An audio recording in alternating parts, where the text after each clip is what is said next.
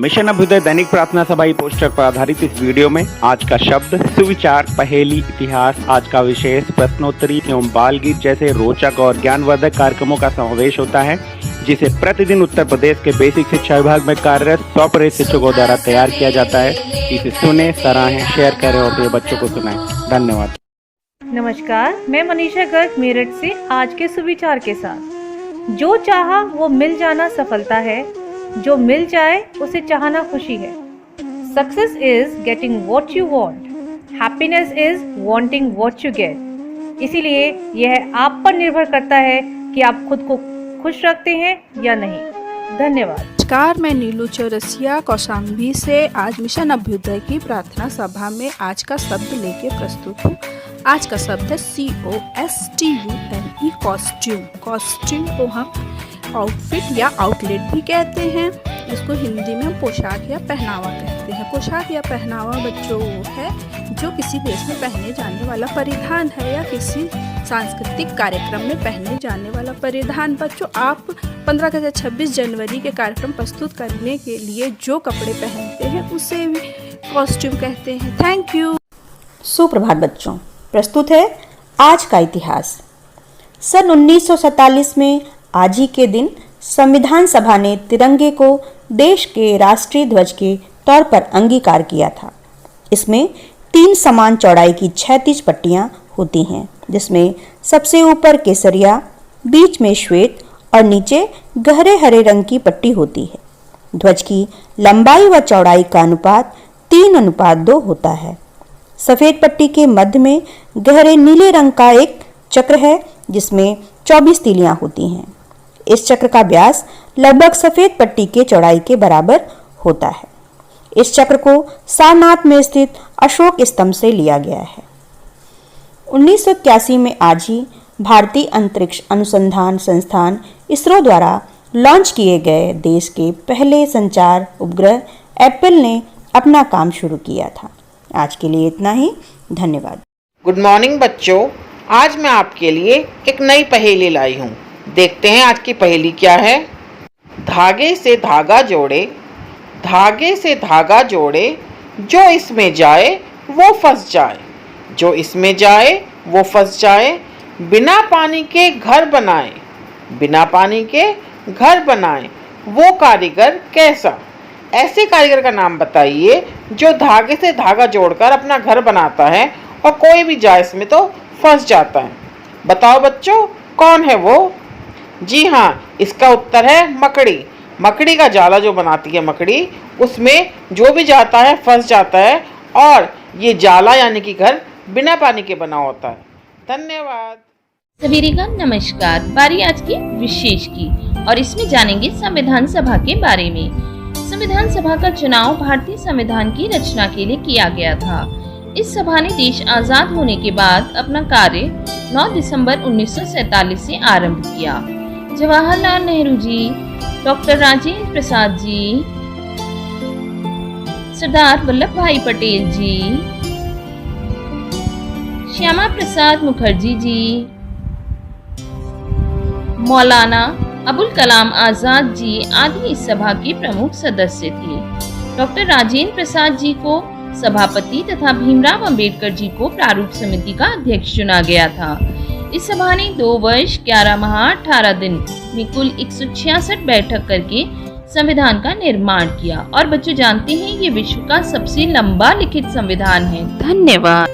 Mission Abhyuday के प्रार्थना सभा के प्रश्नोत्तरी कार्यक्रम में आप सबका स्वागत है। मैं नीतू सिंह, सहायक अध्यापिका, पूर्व माध्यमिक विद्यालय माती बंकी बाराबंकी से। आज का पहला प्रश्न है, संविधान सभा की प्रथम बैठक कब हुई? उत्तर है, संविधान सभा की प्रथम बैठक 9 दिसंबर 1946 को हुई थी। प्रश्न 2, संविधान सभा का अध्यक्ष कौन था? संविधान सभा के अध्यक्ष डॉक्टर राजेंद्र प्रसाद जी थे। अगला प्रश्न है, संविधान सभा के प्रारूप समिति के अध्यक्ष कौन थे? डॉक्टर भीमराव अंबेडकर जी थे। अगला प्रश्न है, संविधान को बनाने में कितना समय लगा? संविधान को बनाने में 2 साल 11 महीने और 18 दिन का समय लगा। सभी को नमस्कार। आज का बाल गीत है मैं भी पढ़ने जाऊंगा। माँ मुझको सिलेट दिला दो, मैं भी पढ़ने जाऊंगा। शिक्षित होकर आगे बढ़कर देश का मान बढ़ाऊंगा।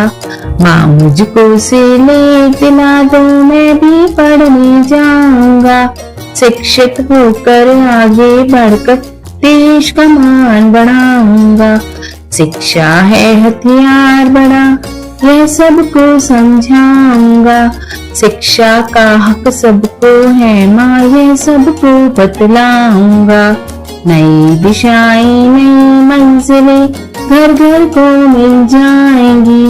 जीवन में सुख शांति होगी, जग रोशन हो जाएगा। माँ मुझको सिलेट दिला दो, मैं भी पढ़ने जाऊंगा। शिक्षित होकर आगे बढ़कर देश का मान बढ़ाऊंगा। शिक्षित होकर आगे बढ़कर देश का मान बढ़ाऊंगा। नमस्कार, चलिए सुनते हैं आज की कहानी, जिसका शीर्षक है अंजाम सोच कर कार्य करो। एक घर में 3 कामचोर नौकरानियां रहती थीं।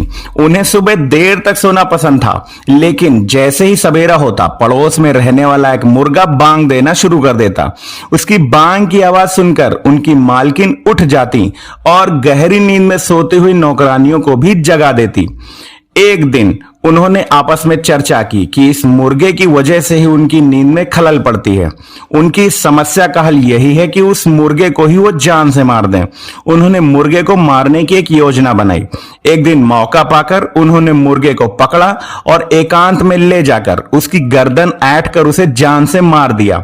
अब वह ये सभी सोचकर प्रसन्न थी कि ना तो मुर्गा भोर में बांग देगा और ना ही मालकिन उन्हें जगाएगी। इस प्रकार उन्हें सुबह देर तक सोए रहने का अवसर प्राप्त हो जाएगा। मगर उन्हें निराशा ही हाथ लगी। अब मालकिन के पास चूंकि समय से जागने का कोई साधन नहीं था, इसलिए वो सूर्य निकलने से पहले या कभी कभी आधी रात को ही उठ बैठती और साथ ही अपनी नौकरानियों को भी उठा देती।